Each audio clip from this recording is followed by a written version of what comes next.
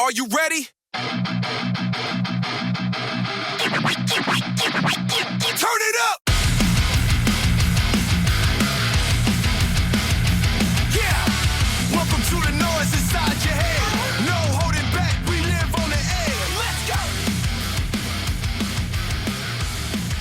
Hey, and welcome back into another episode of Sage Against the Machine podcast. I am your host, Nathan Sage, former U.S. Senate candidate here in Iowa, and I am joined alongside my friend and colleague, Dr. Bob Leonard. Once again, he writes for the New York Times, Time, USA Today, and many more publications, and you can find all his writings on Substack under Deep Midwest Politics and Culture. Dr. Bob Leonard, say hello. Hello, everybody.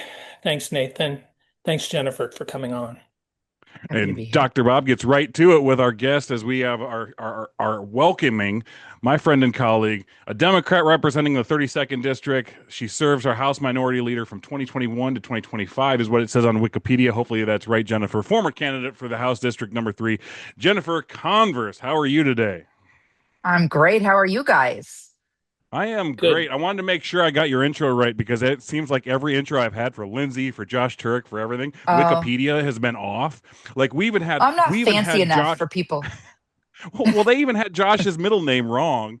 Like it had it down. I think he said his middle name is Peter, and it had it down as Mark. And I was like, Josh Mark Turek, and it's like, hey, that's not my middle name. I was like, where'd they get that from? No, I don't think anybody cares enough to go in and mess around with my Wikipedia, so I'm good. It's pretty generic. Yep, that's me. That's me. 32nd District and 4 years as leader. So felt like 40, but Yeah, it was right? 4. There we go. Well, we do have a good show today. We got some topics to talk about. We're going to talk about some Lindsey Graham. We're going to talk about the Liberty Justice Center, but we got to talk to Jennifer about obviously a lot of things. I know, Jennifer, one thing that I really wanted to get with you, and the reason I obviously wanted to have you on, you know this, and most people know this, you were my favorite person on the campaign trail. I know your mom. I got to give a shout out to your mom, Penny. She's excited for you to be on here. She was excited to meet me as well. But and I want to say the reason that you were my favorite person on the campaign trail, and I think the reason that we are friends is because you're real, because you're very like you reminded me, to be blunt, you reminded me of kind of my this is weird to say, of my mom's crazy, where you were very like had a smile on your face, but if you were pissed off, you still had that smile on your face. This is the way the world is. Why are we doing it like this? This doesn't make any sense. So I appreciate you jumping on here, being a part of this. You always talked to me and told everybody like I was the real deal. And it's the only way I know how to be. And I think that's what we need, more people like you and me in politics, more people, more younger people coming up, not afraid to speak truth to power. But I really wanted to ask you, coming on here, doing your thing. First of all, you're retiring out of the Capitol. Talk a little bit about that, what your next steps are in your career, where you see yourself going, and how things have been since you dropped out and have been living your life, I guess. Yeah, well, I always love seeing you on the trail too, Nathan, because you just need I sort of say it's like a home base or the wall of a swimming pool. You just got to have somebody you can go be real with for a second. Excuse me, because people expect so much of you, and there's so much phony in this business, and it's just I feel like we're always drawn to people who are authentic and real, and I think that's true of voters too, but not in our case so much. But no, that was donors, buddy. That was our problem. But certainly we have some. I think after I turned 50, I was just like, I don't have any more. I mean, not like I was a super wallflower before, but I just didn't have any more room for the BS. But yeah, I mean, I served in the legislature for a long time. I flipped a seat back in 2018, and my seat went from red to blue. And I've been in the legislature, love that work. I really love the work of legislating and talking to people and getting out there and listening. I don't like the raising of the money, and I don't like the nonsense when other people get involved in campaigning. I think if we just had the chance to talk to voters directly, we'd have a very different system. But yeah, I've done that, and then decided to run for Congress last January, and did that for about 10 months, I guess, 9 months, and then dropped out because it was clear money was going a different direction, and I'm not really in this to lose. So decided to step out of the way. But at the same time, decided I need to practice what I preach, right? I've been saying we got to build the bench. And building the bench doesn't mean I go back and I stay in my seat and I sit there till I am ready to retire. I think I had made the deal that I was going to leave and it was time for somebody else to step in. And it just didn't feel right to go back on that. So I'm going to start a new job. I'm working at Drake still. I'm teaching at Drake. This is my 12th, 13th year teaching at Drake full time. And then I'm going to be the associate dean this year. So I start that on August 3rd. So I've got plenty to keep me busy, but all I want to do is get shit done. That's my only goal in any of this political life, is to get shit done. And so whatever that looks like, I'm here for it. Mark that down, Dr. Bob. Jennifer cussed before Nathan. Just mark that down Yep. really quick. There we go. I'm here to make him comfortable. I know he's There we normally go. not There we comfortable go. cussing. So I was trying to help out. You're welcome. There we go. That's the Jennifer I love. I did want to get, before I let Dr. Bob ask you a question, I know he's wanting to ask you a few things. One thing that I really wanted to tell people is, if they don't know, Jennifer and me would text each other a lot during the campaign because we were both stuck in rooms begging people for money, and it's something that we both don't like like nobody likes, but specifically, like, it felt great for me to have somebody that I could actually like I'm new to this, so it's something that I could complain to or talk to about the issues, and you would say the same kinds of stuff to me. We'd take pictures of the people we'd be in the room with, how horrible it was. But that is, something I can grill on, something I can go on and rant on about all day long, is the frustration with the campaign finance and having to beg so many people every day in and day out, for money, when all me and Jennifer want to do, we want to talk to people. We want to ask questions. We want to talk about the issues. We don't want to beg and plead for money. And that's something I'm going to get into later today on my little why Nathan is cussing. But Jennifer, talk about, you've been doing this for a while.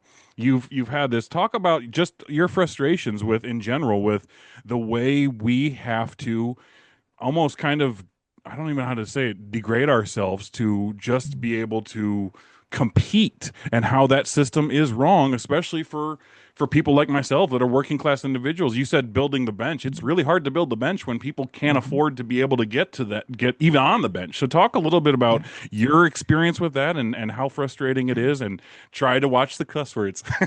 Oh, okay. Sorry. Yeah, I mean, I think one of my things too is, the reason I would call you is because, or text you, is because it felt like everybody else knew how to do it. I've been doing call time since 2015. I know how to do this, but at the federal level, it's a very different ballgame. If I'm in Iowa and I'm calling people, it's people who understand the stakes. It's people who get that, we got to flip a Yes. seat in the legislature because of this. But when I'm calling, people from a national list, it is like I just got to make my case to them because they're getting 100 calls a day. And so how do you make yourself break through?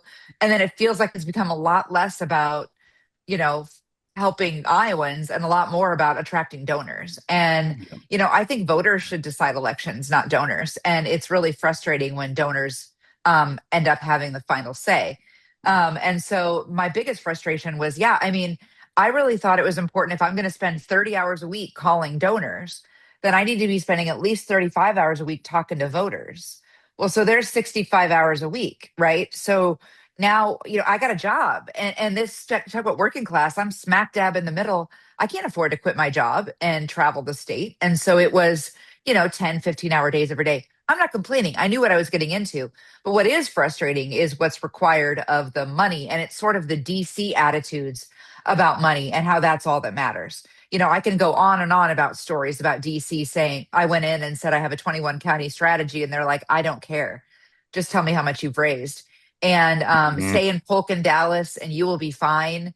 It was very, very, the DC version of fundraising took it to a level that I just really couldn't stand, because it became only about money. When I was running for state races, it was, okay, look, we got to have money. It sucks. But you get why, right? You understand I got to be able to print lit to knock on this district in, this House district. Well, this was just all to pay for money for TV and to pay money for consultants to get money. And it just felt very disconnected from the people I was talking to. And that was really frustrating. Oh, absolutely. Dr. Bob, I know you got your itching to say something. Go ahead. Well, I think the campaign stuff is all very interesting and more people need to know about it. And you and I talked about it along the way. And I've been watching this stuff for a long time, but I really Mhm. didn't know what you all were going through. And I think more people need to know it because you're hungering to talk with people and learn and communicate, and you have to spend all that time. But that being said, I'm curious. Both of you have had a lot of exposure to the media. Jennifer, you're from, a journalism family, a background in communication, journalism.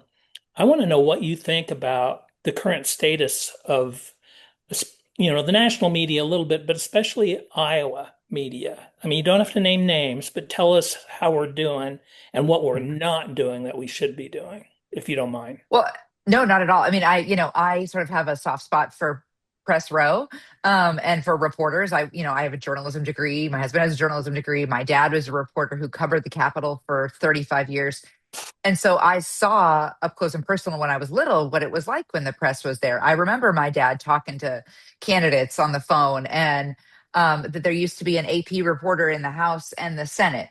And so what I think is going on right now with the media is that the media in Iowa are working their tails off to do the best they can. I don't believe there are many media in this state who aren't interested in telling the stories that need to get told and in breaking the stories that need broken. I think the problem is there's not enough of them.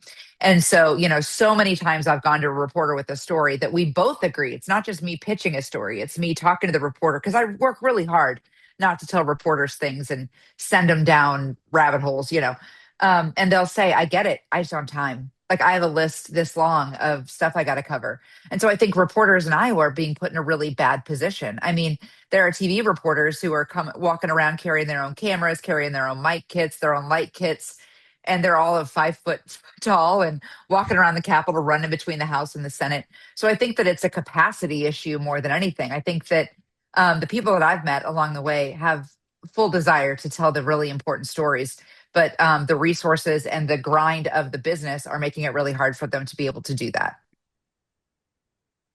Good. Yeah, and that's all. And I know almost everybody in the press corps, and I agree that they do, really good work. Sometimes I wonder how much, and I'm guilty of this from working in radio Mhm. and talking with Republicans. And one of the things that I learned is Democrats will answer any question you ask them. They're happy for any attention, any question. They will answer anything. Republicans, if you ask them a tough question, they may not speak to you again.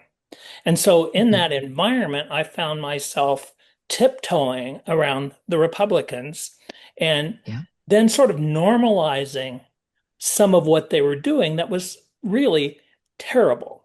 And it was Mhm. in part because of management, ownership, accessibility. We're sort of over a barrel. Do you see I mean, when you talk to students, do you tell them this? How do you deal with this? I guess I'm your Yeah. student now, and I'm frustrated with the Yeah. situation. And I'm Yeah. liberated now. I don't have those constraints. But most of the media still does. What are your That's impression right. of that situation? Well, I mean, the situation is tough, right? So, first of all, I have to say that it's when you're a professor in this environment and you're an out Democrat, you have to be extra careful, right? Because we've seen what's happened in media or to professors in other universities. Certainly, that's not a problem that I have at Drake, but you have to be careful. And I always work to present both sides of the issue, but also trying to put it out there, not in a partisan way, but in an access journalism kind of way, as you said. So, I mean, there was a situation a couple of years ago when the Senate took reporters, Senate Republican leadership banned reporters from the floor of the Senate. And so that meant the only press bench that was occupied was in the House. Well, doesn't that put a chilling effect then on the House reporters? Because you don't want to lose that access either, because you cannot put a price on the all those hours when people are sitting around in meetings and waiting for stuff to get started of talking to members who just walk up to the press bench. There's a lot of value there. And so, I think right there that put a chilling effect on it. I've always thought it was really important, I mean, critically important that they have access to the floor. So for me, and then I saw it sometimes on the other end, reporters who were really frustrated with Republicans, but maybe couldn't push back quite as much because I have a lot of candor and I kind of say what's on my mind. I'd get pushed a little extra hard, and every now and then be like, hey, wait a minute. Did you ask Speaker Grassley this question?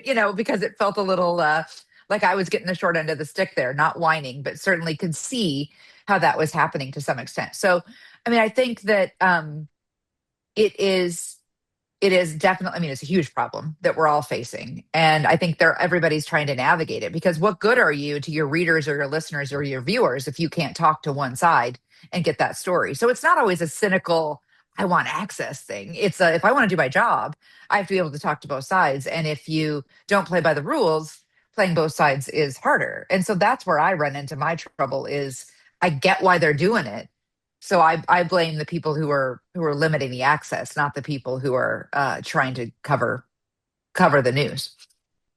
Sure. I Great. I think Thank that's you. interesting that you said that about, you say something and they'd ask you a little bit harder or not longer or whatever Yeah. because they're going to get more out of you. I think that's I Mhm. feel like that's why every reporter loved to talk to me specifically, because Mhm. I didn't have that filter either, and I would just say how I felt about something and they felt like they could get more out of it. So I thought that was interesting. But, being I have a degree in journalism and mass communication as well. I know, we've all reporters here, former reporters and everything. My thought to you is Jennifer, is, I did the 99 county tour. I know you did your district. You went around and talked to voters. You listened to people. I'd say give me one topic or one story that maybe you feel that isn't being covered in the media that you'd love people to learn more about here in Iowa or learn your district. And then second, um, another story that you feel is not saying not being talked about, but needs to be pushed up there. I like to always talk about working class issues and the fight for working class. Is there any topics like that where you're like, we need to make sure that this continues to be the front of the story being told here in Iowa? As always, I'll take the last question first because it's the most, it's the one that I got the answer to in my head first. But this healthcare in small communities issue is one that needs to continue to be elevated, and it can't just be a number of maternity centers or a number of clinics that is closed. We have to think about the actual, real, practical implications of what happens when you lose healthcare in your community, and that it's happening so regularly. So it can get a little nationalized, it can get a little statewide. But if we can dug down and go look and what's the impact of one less in Atumwa, or I met someone when I was leader down in southeast Iowa who, when the Keokuk clinic closed, he's in a wheelchair and he's permanently differently abled. And he came to me and he said, "Hey, I don't know if I'm going to survive getting to the hospital. I used to know I had 3 blocks to go. Now I got to go across the river to Illinois. And I don't know if I'm going to make it." And that kind of existential crisis or fear. I met a mom in somewhere who said she decided not to have any more kids because she doesn't think she can get to the hospital in time. People are making life decisions based on lack of access to healthcare. That is, first of all, it's wrong that it's a for-profit system. We can all agree on that. But the real wrong problem right now, it's that they can't even get to a doctor. Or there's a hospital in the district that can't recruit a pharmacist because nobody wants to come if they think it's going to close in the next 5 years. And so, I mean, that is an issue that I think needs to be continually elevated. An issue that needs to be talked about more is the idea of what happens. And I know we talk about it, but what happens when a school closes in some of these small towns? So the impact of hospitals closing is huge. Major employer, access to healthcare. Then you got the double whammy of these vouchers that are closing schools. And I think we've just kind of accepted that's what happens. When I went to Johnston and we were small then, and we used to play all the alphabet soup, Manson, Northwest Webster, or Jefferson, Scranton, Peyton, Chardin, and all those. And I think now we've just sort of accepted that's what happens. But go back to those towns and look and see what happens when that school and the hospital or the clinic are gone. And it's not just I got to get on a bus for a long time, which is bad enough. It's that I don't have a job in my town anymore. And we're not, I mean, if we want to talk about why we're losing these communities, it's working class families, it's education, and it's healthcare. And those are the things that we talk about as issues, but they're not the things we talk about as what's the impact on a real Iowan enough, I think. You just gave me goosebumps talking about that, because that's what I talked about on the campaign so many times, Yeah. about how it feels like it's an attack on rural America. We want to condense rural America down. We want to get rid of these schools because they don't want to pay. They want to privatize everything. And that's Yeah. something Dr. Bob, I know he's talked about a lot too, is And it's crazy to me because it seems like we're just working class people trying to support our families, trying to make it in this world, and you have this strategically thought out plan that nobody really wants to talk about on the Republican. It seems like on the Republican side of how they can literally dismantle our lives and make them harder I every know. single day. And it's most frustrating for people like me because it's like me and you, Jennifer, and Dr. Bob, we all see it. And so many people don't see Mhm. it. So many people go, well, that's just because they're costing too much money doing this, or like there's though these crazy talking point excuses on this side, and it's so frustrating. So I'm really glad you said that because that's something that I keep pointing at every day all the time is not just watching the clinics close, not just watching the school closes, but watching the farm foreclosures, watching them That's strategically right. take away the farm to school programs, like Yep. everything they can possibly do to make sure that Big Ag gets a better opportunity than the average That's right. farmer in Iowa, and watching these rural communities close and shut down. It's like me and my wife, we go ride motorcycles all the time, and we ride through small towns. And when you go through a small town on a Saturday and Sunday, usually you expect people to be downtown, or you expect, and it's slowly there's not many people out there Yeah. much doing it because they're trying to go to the big Mhm. metropolitan because that's the only place they can go to get the services and the things they Mhm. need. So it's insane that that's the world we live in. It's insane that we can see it and so many people. So I think from going forward for this, I think what do you feel needs to, like, I went out there and I spoke my and I was blunt and I was angry and I was intense and I was Mhm. giving everybody the passion. What needs to be done differently so people maybe on the right independent right side of things can see it from our perspective, seeing this world crumble? What needs to be done? And I hate to say it like this, Jennifer, but it seems like sometimes you got to let things happen. And I know that's been the Democratic policy over the years. This is like, hey, they'll feel pain, they'll come back. What are your thoughts on that? Because I don't like my Yeah. family and friends having to go through pain. No, I don't like that either. And I think it's patronizing and it's not great to just assume, well, they'll feel the pain. I guess it's their punishment. That's absolutely not okay. Like, what are Yeah, we doing? I mean, where's our compassion? And so I think that what we got to do, I mean, obviously national media are a huge problem here, right? I mean, you walk into any diner and if there's Fox News on there, that's the only place they're getting their news. We got to find ways to break through that. But it's conversations, it's one on one, and it's finding common ground. And look, we have a couple issues here, right? Which is that there are some folks in our party who don't want to find common ground. There are folks who just say, screw it. Let them learn. And I don't, that's not how I raise my kids. And that's not how I think we should lead. But secondly, we got to get these national folks out of the conversation. They need to come knock a door. They need to come do something in Iowa. I told the story on the trail a lot how when I went to DC and they were asking me what the number one issue is, and I said affordability, they're like, I know people can't take vacations anymore. That's not the issue, my friend. I mean, that is not, we're talking about insulin or rent. Like, we are talking about real foundational. Come knock a door. And then the people who say, well, we just got to talk about, these issues that are way far to the left, way far to the right. Come knock a door in a district that's half and half and see how it goes. And remember that we're talking about people's lives. It's not a game. It's not, and that's that. I think, if anything, as I've reflected over the past 6 months about what it was like to run and what I didn't like about the congressional level, is that too many people treat it like a game. Too many people treat it like we're chess pieces, and they forget who we're here to serve. And that's why I like state work so much. Is that I'll be at Hy-Vee and someone will stop me in the freezer section because they're really mad about school vouchers, and I got to take the conversation. Right. That's what I like about serving at this level, and the gamification of it at the national level, I think, is a problem on both sides, and one that is not partisan, but is rather location based and money based, right? yeah. It's easy to I'm treat it gonna like a let game when you get to buy every piece. Yeah, you're right. I do want to. I do want to. I want to get to something that kind of you were in there talking about, and I know Dr. Bob will piggyback off this as well. And we can talk about it. Is I feel like going on the campaign trail. I've again never done this before. This is my first time getting out there and doing this.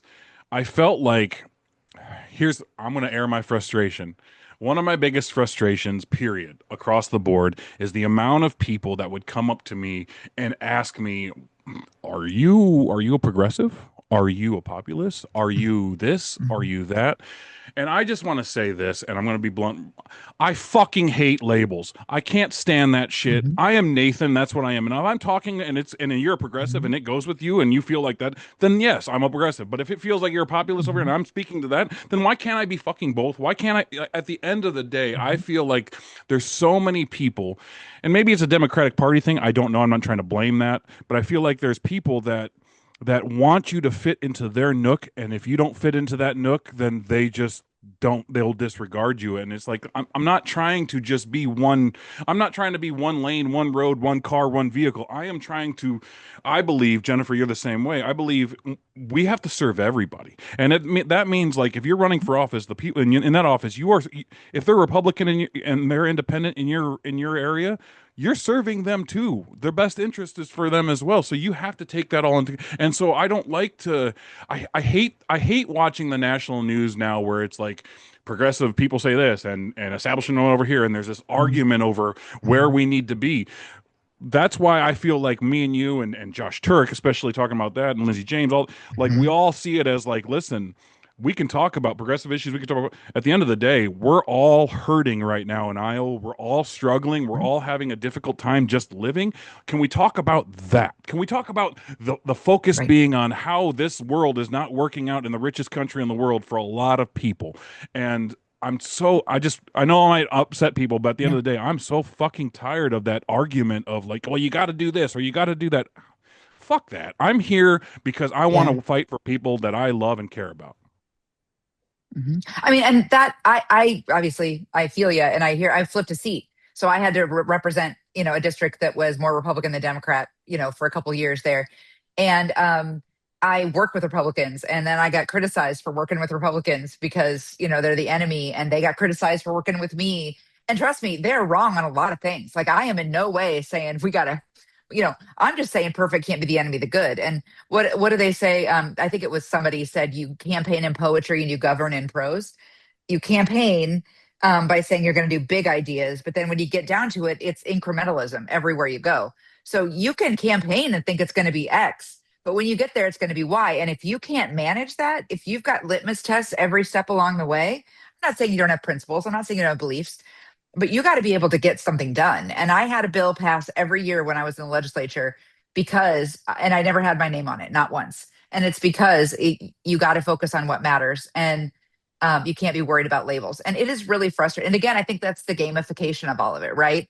And I Mhm. think it's a lack of media. It's if I'm a Washington Post reporter, there used to be enough to come in and really cover the Turek Hinson race. Now they cover it from DC with a look at Maine and a look at Alaska and a look at Texas. And it's all part of this sort of fly-in attitude. And again, I think that's lack of support and a thriving free media is a part of the problem too. What are your thoughts, Dr. Bob? Well, I think a lot of it's the creation of the media. I was listening to, I mean, this labeling. They want the label. I Mhm. was listening Yep. to an interview. I forget in Michigan, the guy was, and I'm forgetting his name and the specifics of the race. But they said a lot of your policies agree with democratic socialist policies. Are you a Mhm. democratic socialist? And he said, no, I believe in this, this, this, this, and Mhm. this. And then they kept coming at him, trying to get him to say he was a Mhm. democratic socialist. He said, no, Mhm. I believe in X, Y, Z. And then I thought he was very convincing, very good. And then when he went off the air, the panel just kept on talking Mhm. about whether he was a Mhm. democratic socialist or not. It's sort of a Mhm. crutch for the media. And I Mhm. think I think and there it wasn't a dearth of reporters that was the problem. It was they were actively Mhm. That's right. wanting that simple answer. Yeah, I would say that's lazy, right? I mean, it's Mhm. not, you're right. It's not a number of, we have no shortage of panelists in this media ecosphere, right? We got plenty of people who are willing to give their opinions. But in that sense, it was lazy and it was trying to create a national story. And it was an unwillingness to listen to the answers you're getting and instead just try to put people in boxes. I have another question for you. Yeah. I asked JD this. Who's your favorite um, colleague in at the Capitol, and who is your most despised enemy? What are you doing to me? What are you doing to me? Just Um, really quick, JD would not give names, just to be sure. So Yeah, he gave the good guy oh, name. he gave the good guy, but he did not give the oh bad guy yeah. name. Yeah, that's fair. Uh, I love so many of my colleagues. I would say Lindsay James is my favorite person on the planet. She's my best legislative friend, and I absolutely love everything about her. We sat next to each other as freshmen. We were leader and whip together. We went through a lot together. Um, I think that for me, it is, I'm probably not going to give a name either, right? But for me, it is game players versus difference makers. And so for me, it is that I've learned one thing I've decided is that I would almost rather work with a difference maker, somebody who's there for the right reasons, right? Their motives are right, even if their methods are wrong. I would rather work with them than a game player on my own side. And so, the people who are there, you can divide them into two really easy camps: people who are there to make a difference and people who are there to play a game. And I don't want to hang out with the game players anymore. I'm done with them. I'm sick of them. And so, I've certainly got plenty of people who are in that basket on both sides. But I will say that the people, one of the things that's most frustrating is there are a few Republican legislators who are, and you probably know who they are, who are very kind to our faces, who are super friendly and willing to work together, and then they go on social media and they just bash you once they're safe. And look, I've been bashed plenty. I'm good. But the two-facedness of it is the thing that, and again, I think that gets back to authenticity. I don't know if it's how we were raised, Nathan, or what, but like I don't have any patience for it anymore. I don't have any patience for Hmm. the nonsense. And so like just tell me to my face. Like I'll tell you. I don't understand. And so for me, it's the duplicitousness. And that's a game, right? That's playing a game. And so certainly there are people up there who it's fun to spar with them. I get it. But I also I don't like Kim Reynolds. If you want to talk about somebody that I can easily bash, I'm not a fan of Kim Reynolds. I think that's safe to say. Hey, at least she gave us a name, Dr. Bob. She gave us a Yeah. name. Yeah. I guess my last question for you before we move on to headlines and stuff. My last question for you is obviously we've talked a lot about the candidates that we have now, who's out there, who's won the primaries, where they're at.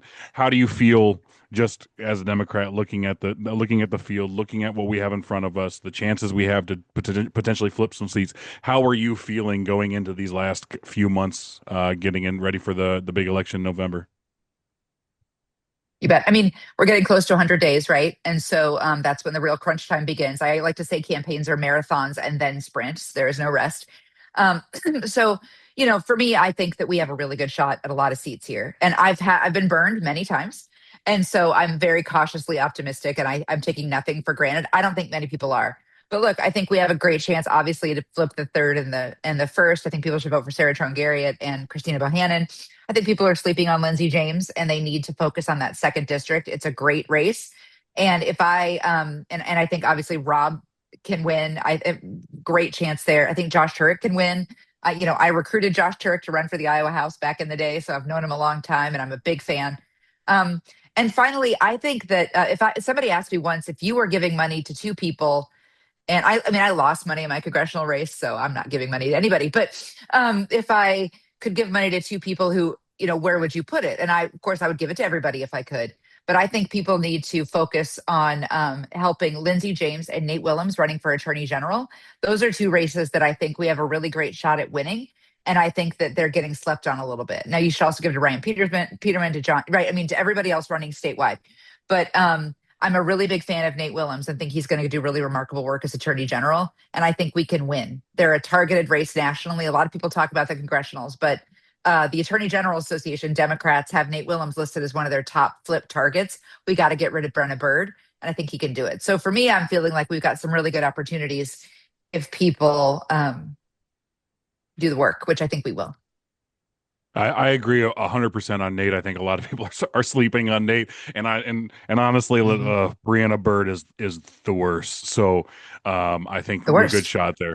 But I agree with you. I think we have a Yeah. really good shot to flip a lot of seats here. I am.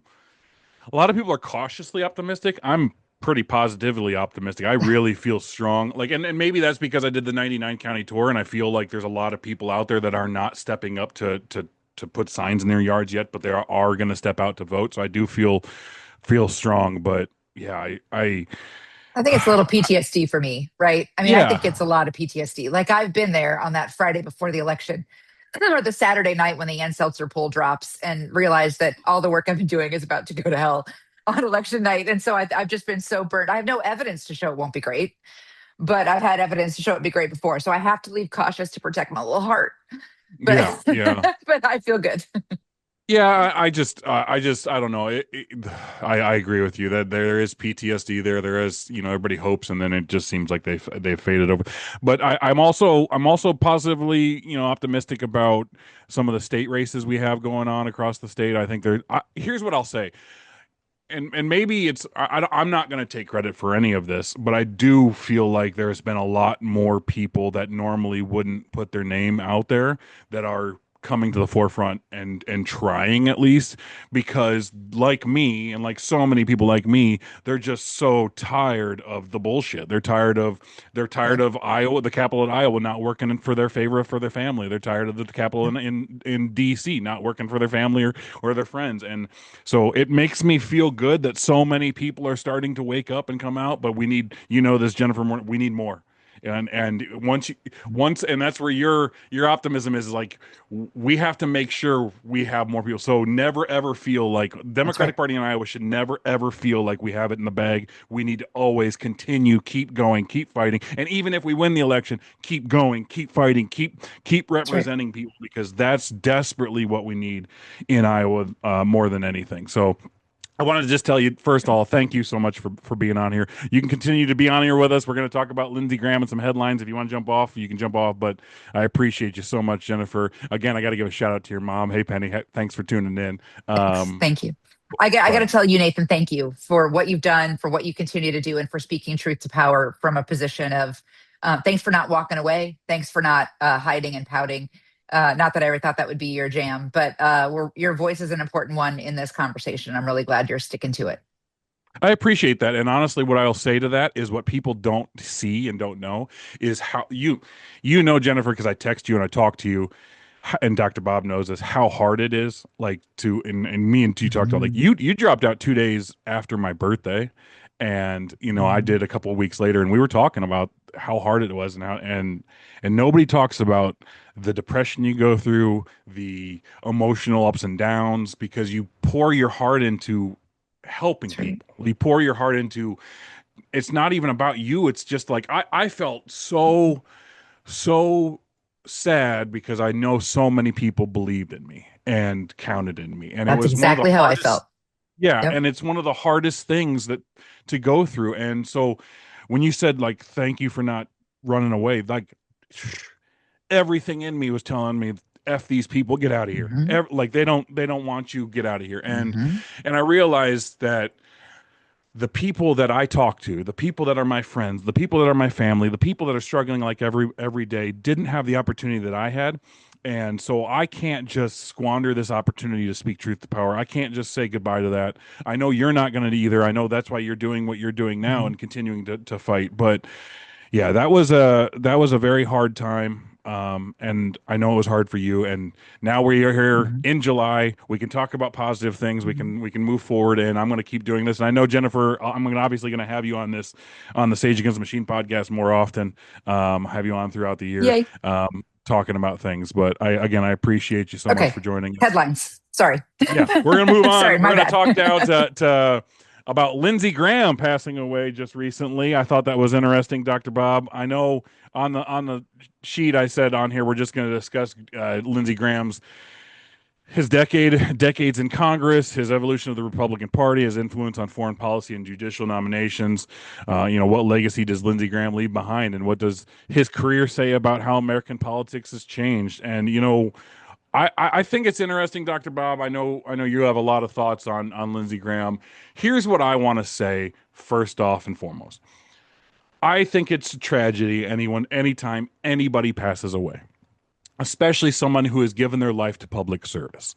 Okay, they've done what they feel is the best. Now we can talk about what they've done, and we can talk about how we don't agree with it, and how it hurt people, and how it's destroyed lives, or all of that. We can talk about that. But one thing that I think that we need to get back to in our politics more than anything, and it starts with really good leadership, is to understand that even when someone passes away, they still have friends, they still have family, they still have people that love them, and it's a hard time for them. So to go on social media and continuously just shit on them isn't doing anybody any favors. And I look back to John McCain and talking to his voters, and they were trashing Barack Obama, and he said Barack Obama is a good man, and he's a good person. And I've met people along this journey, and I met Adam Kissinger, and one thing I saw was a post from him saying like how him and Lindsey Graham were good friends for a long time. He knows his dedication to service. He knows how good of a person he is and what he means for our country. And then obviously Trump's influence changed a lot of that, and then they ended up not talking anymore. And my thing is just simple, like it's okay, in my opinion, to be able to say, hey, yeah, we don't agree with his politics. We don't agree with what they did, but he did serve a long time for our country. He did do what he thought was right for the people that he was representing. And I want to give a little bit of credit to that.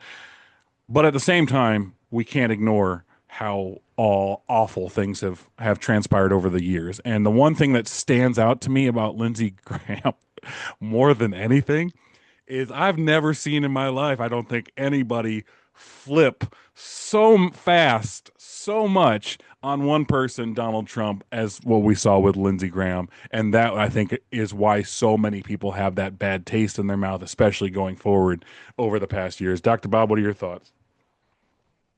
Well, I have lots to say about Lindsey Graham, and I think the picture is much bigger than Lindsey Graham in the sense I was going to write about it right away, briefly, and then I decided it was in everybody's best interest that I not. But I interviewed Lindsey Graham when he was running for president, and he was at the VFW, about 30 people. I thought he was sort of a comical character, and that he thought that he could, run for president. I just thought this guy has no sense of what we think of him. But and, he did an interview. I tried to find it the other day. I couldn't find it. It's lost on the internet. But the thing I remember two things about that interview is one, he told us on the way, that on his way, I think he was coming from Washington, Iowa to Knoxville at the VFW, and he said, "Yeah, I spent most of the time driving over here on the phone with Bibi Netanyahu." And Obama, was president then, and I thought, I wonder what he's doing to undermine Obama's foreign policy. So that's the first thing I thought of. The second thing is it was really, really hot, and I can't not unsee this because I sat next to him holding my microphone between us. It was so hot, sweat was dripping off of his lip into a puddle on the floor that slowly built around us. The man was a human aquifer. It was just really bad. Okay, so at the time, I was just I was interested in what he had to say. I was really interested in what Jeb Bush had to say. It was back in normal times when you could actually talk about stuff and maybe learn something from people. And there's one thing that I want to be nice, like you say we should be nice, but there's one thing that overrides. Well, there's several things that overrides Lindsey Graham's legacy. And I'm seeing the media just sort of normalizing what he did and honoring the man when let me say first, I was listening to Chuck Todd the other day who had a personal relationship with him saying that Lindsey just sought power and he wanted to be in the room. And so when he flipped on Trump, it was for him to try to control Trump's worst tendencies. Okay, so maybe we give him credit for that. But, and I've written this before, but when I'm laying awake at night, and the window's open, I hear the screams of children dying in Africa, in Gaza. When they killed USAID, at least 700,000 people, mainly children, have died. Okay? And they're projecting millions by 2030, millions of people dead. Okay? And Lindsey Graham supported this. And this isn't just about Lindsey Graham. If we normalize this kind of stuff, and acting like he was an okay politician, maybe even a good one. He served us a long time. Hundreds of thousands, maybe millions of people are dead. And if we normalize Lindsey Graham's career, especially if the Democrats have, what a great guy he was. We had a really good time. He meant well. Then it's the same thing for everybody else that participated enabling Trump and Musk and their atrocities. The gunboats, blasting boats off of Venezuela. I mean, those were people with families. There was no evidence they were running drugs. And besides, it's not a death sentence. These are atrocities. They're crimes against humanity. Can I forgive Lindsey Graham, Joni Ernst, Ashley Henson, Marionette Miller Meeks, Randy Feenstra, and here in Iowa, the children that are going hungry, the snap cuts? These are acts of violence against people. These are human atrocities. So, how do I reconcile all of that and not say ill of the dead? Yeah. Yeah. I And agree. so You we know what can show the I'll same courtesy to everybody else that was a part of this terror. Yeah, I think at the end of the day, there's ways you can just say, he was a public figure that served his country. We're glad for that, and just leave it at that, and let everybody else think how they feel. That's kind of how I feel about it.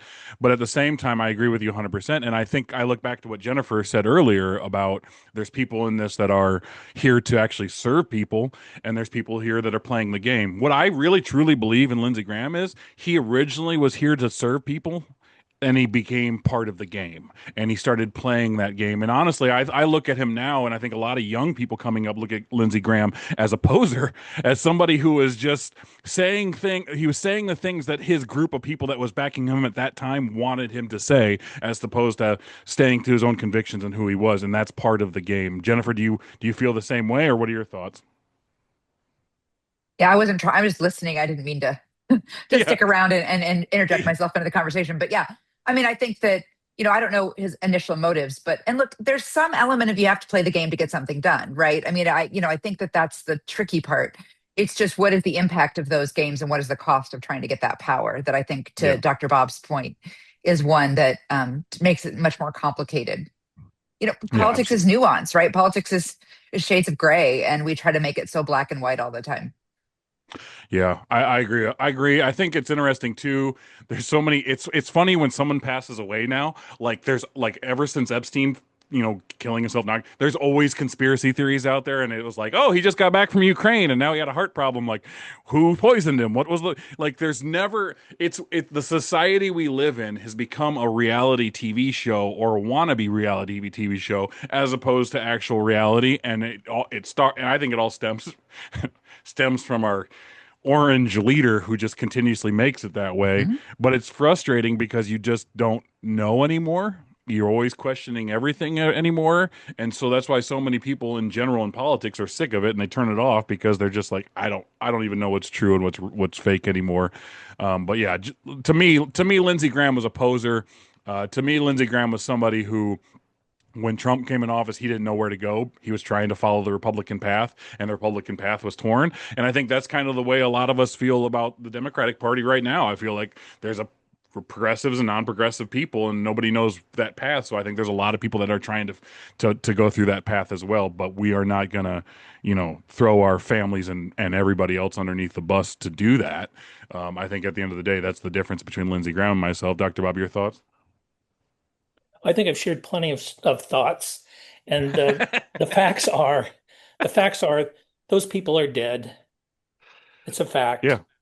because of what our government did and what Lindsey Graham helped enable, and they're dead, hundreds of thousands, millions. And so Yep. I will never mourn Lindsey Graham. I'll spend my time mourning his victims.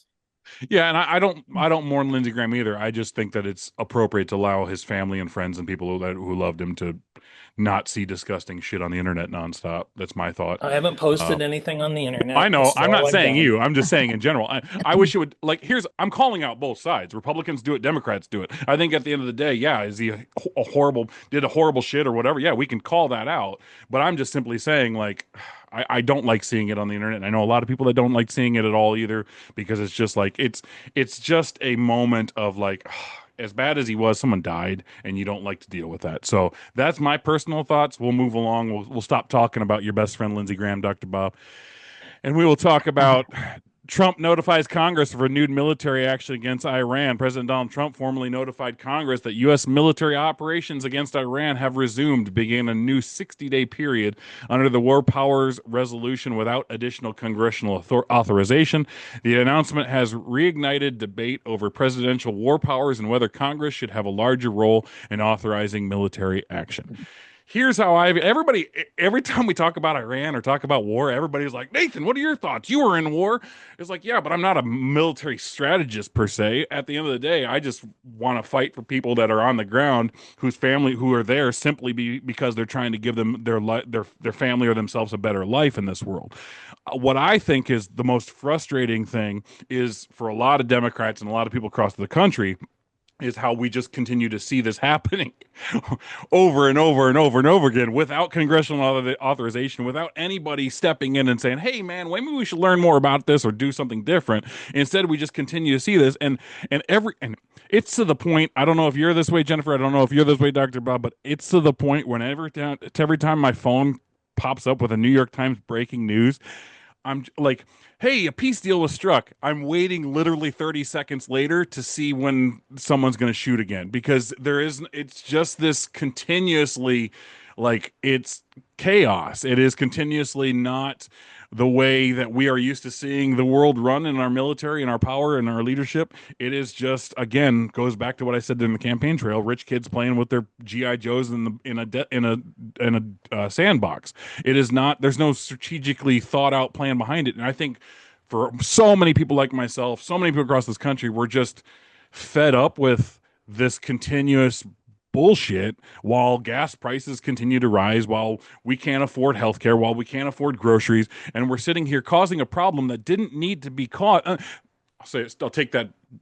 I agree that the military that I don't want Iran to have a nuclear bomb. I understand that sometimes you have to have a military intervention that way and cause, but at the same time, it seems like we were kind of riding along there without an issue, and then all of a sudden we bomb Iran, and then this administration says, hey, they're obliterated. There's no chance of it. But then months later, we're having a war, and we're continuously this fighting and continue seeing what we're seeing. So it's saying one thing and doing another, and I think that is the frustrating part for so many people. Is it's understandable that we don't want Iran to have a nuclear bomb, but the way we are going about it and the way this administration continues to go about it is fucking insane, and we need to change. So I just want to hear your guys' thoughts. Dr. Bob, what are your thoughts? Well, people think I'm progressive. They think I'm a liberal or whatever of those labels we don't like. But actually, I was born when Dwight Eisenhower was president, and I sort of consider myself an old-time Dwight Eisenhower Republican. I want to build things. I don't care who sleeps with who, and I fear the military-industrial complex. This is a cash cow for so many people. This war, everything is about driving, especially under the Trump administration, it's about driving money from the hands of the public into the hands of private industry. And this time it's the war machine that, Eisenhower warned us about.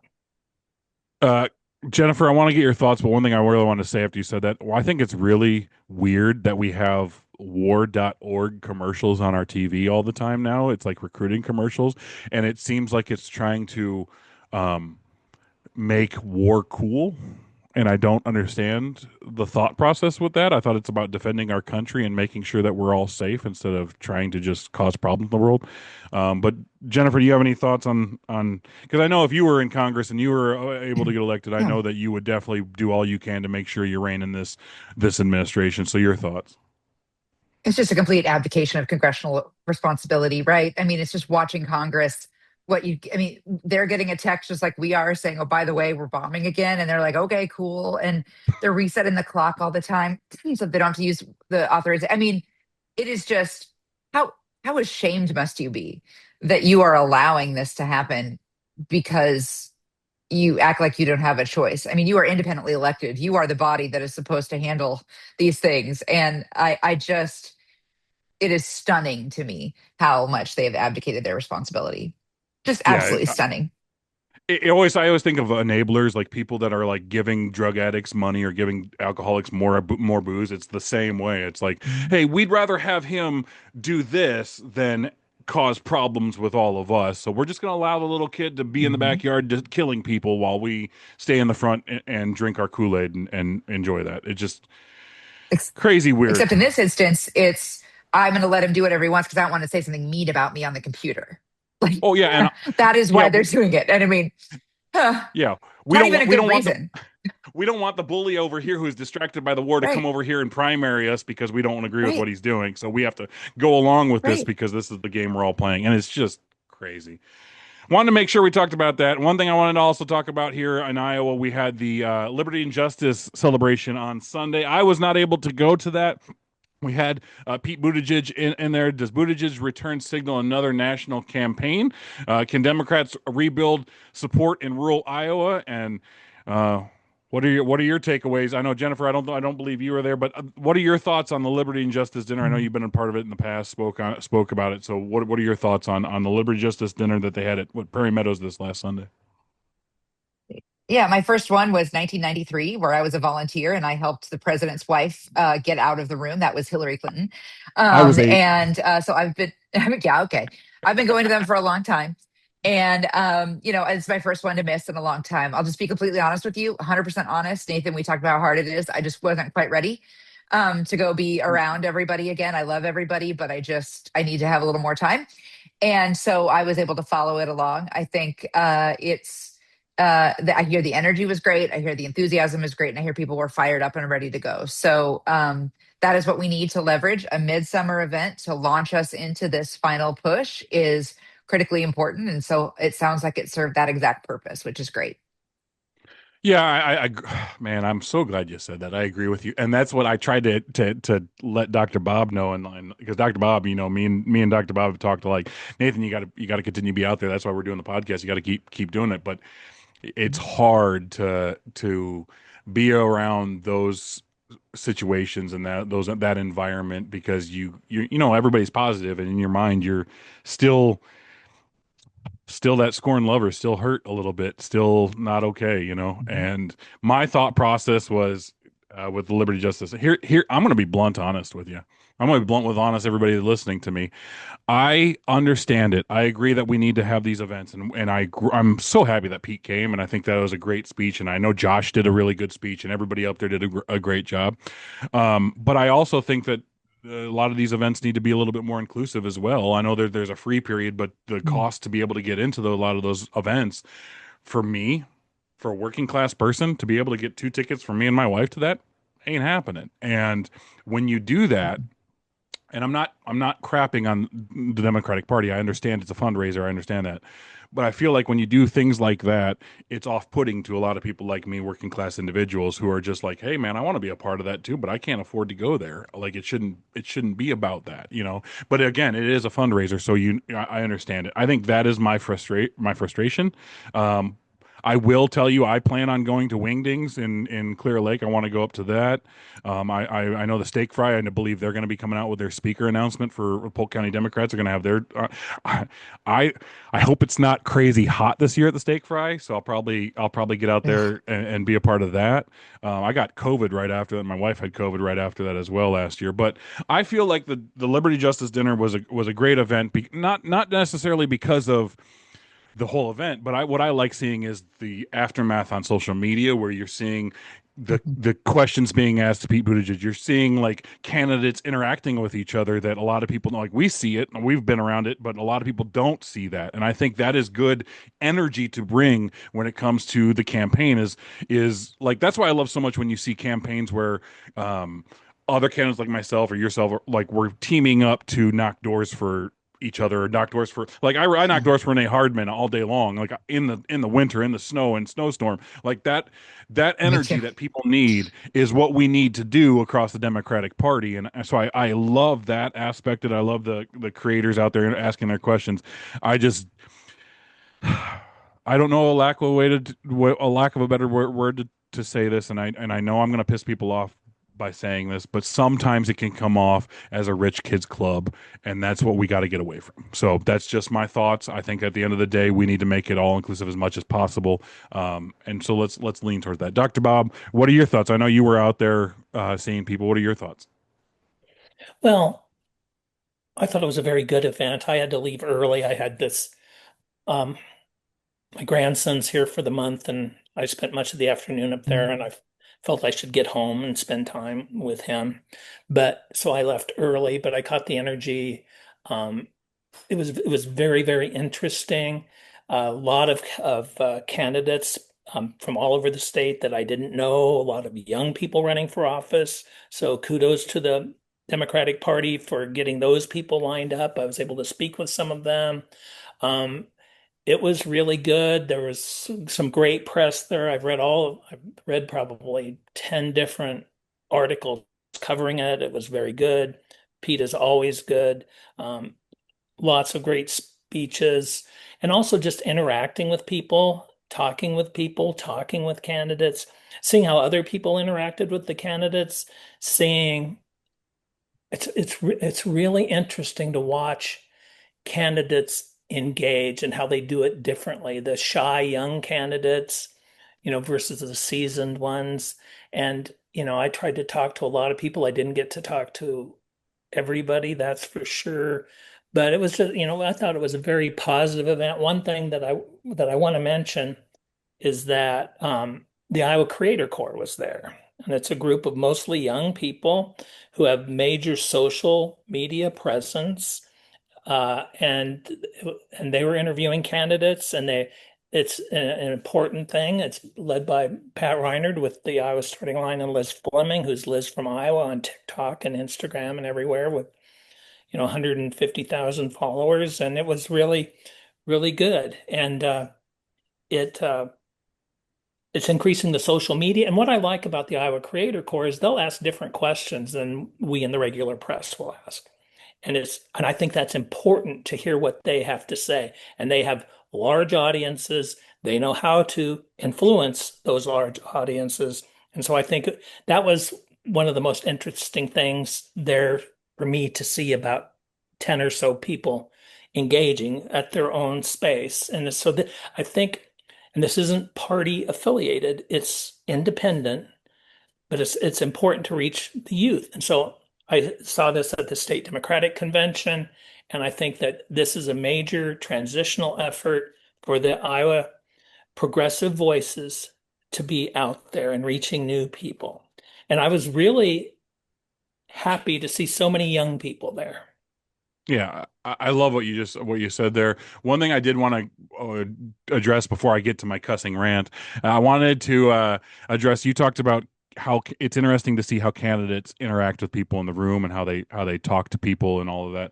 One thing that I feel I said on the campaign trail, and my advice, and I know Jennifer, you probably have advice for a lot of these new candidates out there, is so. I always said my college professor always said there's no comfort in the learning zone, no learning in the comfort zone. The only way you're ever going to learn anything is to be uncomfortable, and that means having uncomfortable conversations with people you really don't want to have conversations with. And the way I looked at it when I first started the camp, I was kind of timid and scared to go chat with people I never met, shake their hands, introduce myself. You get more comfortable with it. But here's the thing, for me, it's like I can read people pretty well, like when I meet them. And it just was that moment of like when I'm talking to people, like you can see the people who are, I hate to say it like this, more like me, like more working class, more like who are like, and I know how to talk to those people like that. But I learned by putting myself out there, by just saying fuck it and going and doing it, is talking to everybody. And you learn really quick that the people that you're going to talk to, especially at a Democratic event when you're a Democrat, are not scary. They might be rich, they might be here, whatever. They are normal human beings that can joke with you and can have a conversation with you. And so stop being timid, stop being scared. Just go out there and have a normal conversation with somebody about anything, and put yourself out there so people can remember you. And then if you can, like, here's my tip, and Jennifer might laugh about this, I kind of talked about this. Don't be the guy that looks past you. Look them in the eye. shake their hands, look eye to eye with them, because here's the deal, and this is what's going to get me into my cussing rant here, is we're tired of it. We're tired of the, like, if you're coming up to me and talk to me and you're a politician, look me in the eyes and tell me how you feel. Don't don't act like I'm just another transaction and another person. Like, give me my due diligence. Come here and have a real conversation with me. That's my advice. Before I get in my cussing rant, Jennifer, you got any advice for people like that are looking to get their names out there? No, I mean, I just everything that you said, right? Which is just recognize you're talking to people who have, kids at home or grandkids or worries about their job or whatever. I mean, geez, we're all just people, like just treat people like people. And I mean, it doesn't seem that hard, but it is for some people. And that's because people look at it as a game versus a way to actually make a difference. So that's what you're so good at. That's why I love you, is because you talk to me like I was Mhm. actually a human being. Like, and that's why I love Josh, and that's why I love Lindsay, and that's one thing I'll continue to talk about. The reason why these Jennifer, Lindsay James, Josh Turk, all these people have my support the way they have it is because they talk to me like I was a human being. They talk to me like I was a person. They didn't talk to me about politics and all the time. They talked to me about my life, and that is what sticks with you. And so when you are out talking to people and you're having conversation with, talk to them about their families, their lives. Don't always make it about politics or about the situation. Don't make it always horrible. Talk about anything, and then bring it up and then go from there. So that is my my word, my advice for those people that are out there. But here's my time for my what is making Nathan cuss today. It's something that's made me cuss. I've talked about a lot, so this is not really a new topic for me, but it's something that's definitely always on the forefront of making an F-bomb come out. If working people can't afford to run for office, who exactly is government for? So here's how I feel. If we can't get working class individuals like myself to get up there because we don't raise enough money to be able to speak about the fucking issues, then who is actually running for who is actually representing us, and why exactly are they there, and what are their intentions? At the end of the day, the problem that we have more than anything in this country, and I talked about it and my campaign was based on it, is we don't have proper representation across the state and across this country. What we have is rich kids, entitled kids, people that have their hair slicked back and the suits coming out, that are saying the fucking words that you want them to say but don't really mean it. The Lindsey Grahams, if you will. They are giving you what they think you want to hear, and we as a people need to be more educated and more smart and a little bit smarter about how the hell we're dealing with candidates, and doing the research on them and understanding what their actual intentions are. If someone says they're against corporations and PACs but they take money, they are obviously lying to you. If they say they're going to tax the rich but they're the rich themselves, do you really think they're going to tax the rich? At the end of the day, we cannot continue to go down this fucking road where people are not represented. And you want to talk about why the vote is not coming out, people are not voting, it's because they're not represented. It's because at the end of the day, you have people that are there to be the next notch on on the political belt and actually serve the people. And that's why I love the people that I love so much in politics right now, is because I know the people that I put my trust and faith behind are actually there to support us. They might not be in the same boat as me, working class, all the time, but if they know the struggle of what we're going through, they can properly represent us. And I think that is something that we have to have more in our politics every day, is a working class vote. Not a vote, a working class voice, somebody to actually say how what we're going through. And maybe that's Jennifer, maybe that's the next path on my career. Maybe that's the next thing I can do, is just continue to be a liaison between working class people and the struggle of everyday life, and giving it to people, to politicians. Because right now the campaign finance and the way we are going, it is near impossible for somebody like me to be able to get to that level. And is it amazing that I raised $1.4 million? Absolutely. But at the same time, it sickens me because it wasn't enough. And anybody from the working class would tell you, like, you raised $1.4 million, they'd be like, holy crap, that's more money than I ever could imagine in my life. That's how I felt. And yet I'm still sitting right here and not continuing on, because you have to be able to raise money. And it's not about us anymore. It's not about the person in the working class. It's about whoever can raise the most amount of money. It's fucking disgusting. And we continue to do it. And that's why so many people are independent. That's why so many people turn off their TVs and don't care anymore. That's why people get away from social media and they don't want to be political anymore. They don't want to stand up and fight for their neighbors because they're just so tired of like, hey, why does my vote matter when all we do is keep electing the same shitheads over and over and over, and this country keeps far and farther away from what we need it to be for so many people. So that is what's continuously making, and that will continue to make me cuss for years and decades to come until we actually see a change. I don't know what we need to do to make it to where working class people can be properly represented. I thought I was a good shot. Obviously, I know that there's more people that are begging me to continue fighting and continue maybe run again. I don't know if I will, but it's just disheartening. It's sad. It gets me very sad to know that like it bothers me a lot because I know that I'm just ranting and I know I'm talking and I know I'm saying these words and I'm praying that people are hearing me. But there's so many people out there that don't have the opportunity I have to talk right now and say what they want to say, that are crying in their beds, sitting in their living room, trying to figure out how the hell they're going to pay rent next month, trying to figure out how they're going to put food on their table. And all we do is talk about shit that doesn't matter. And as blunt as that is, we talk about things that don't matter every day. We talk about sports. We talk about like things. We don't talk about what needs to be talked about and how hard it is for people in this world. And I'm fucking done. I'm done sitting here. If somebody wants to get mad at me for saying what I said about certain politicians or certain things or whatever, by all means, be mad. But I'll tell you this, go fuck yourself. Because at the end of the day, I'm not going to apologize for the world that I come from, watching my family die, watching my friends struggle. I'm not going to apologize for so many people that are not represented. And we need people to understand that. And until we can get people like myself elected, working class people that know the struggle, we're going to continue to go down this road. And that's why, again, I point to Josh Turek again.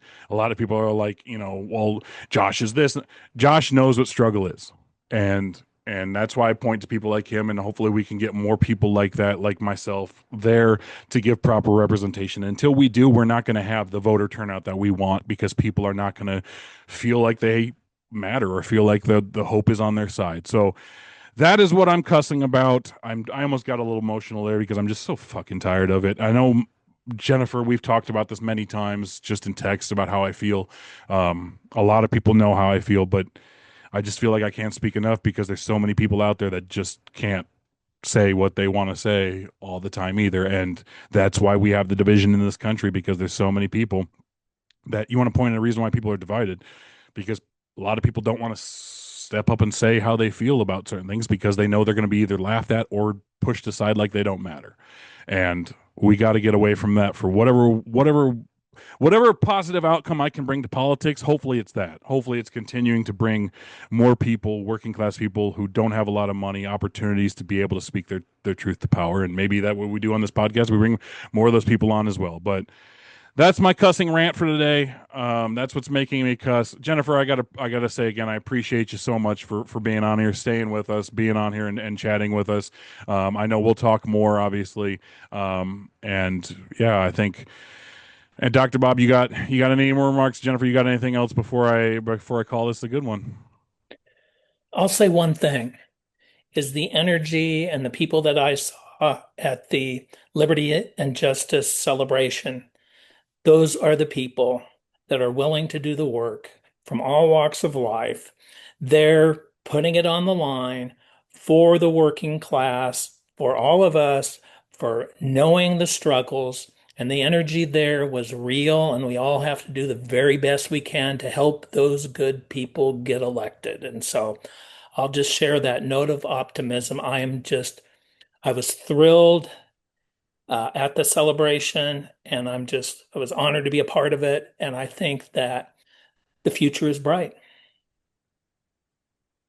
Thank you, Dr. Bob. Jennifer, you got anything or no? Thanks for letting me hang out a little longer. It was fun. I just like listening to the podcast, so I thought I'd stay and listen. No, I mean, I think the only thing I will say is that things are only going to get better if we have people who are willing to disrupt, people who are willing to have hard conversations. Leadership is having hard conversations, and thank you for continuing to force those conversations. And we got to do better. And so, and as you said, 100 and so days from now, that's not when the fight ends. That's when the fight begins, when we win and we start to make things better. So this is an ongoing fight, and I'm really glad you're in it. Absolutely. That's what I got to do is I got to keep speaking truth to power. I got to keep being blunt. I got to keep cussing because that's what people need. So thank you again, Jennifer. Thank you for Dr. Bob. Thank you, everybody, for listening. I will ask you, please subscribe, like, share.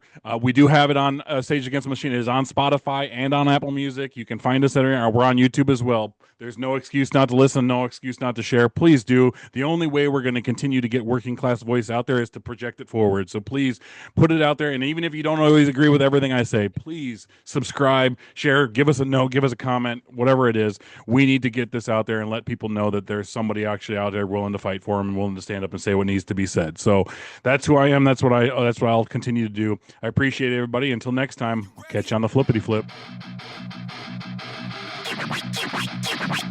Turn it up!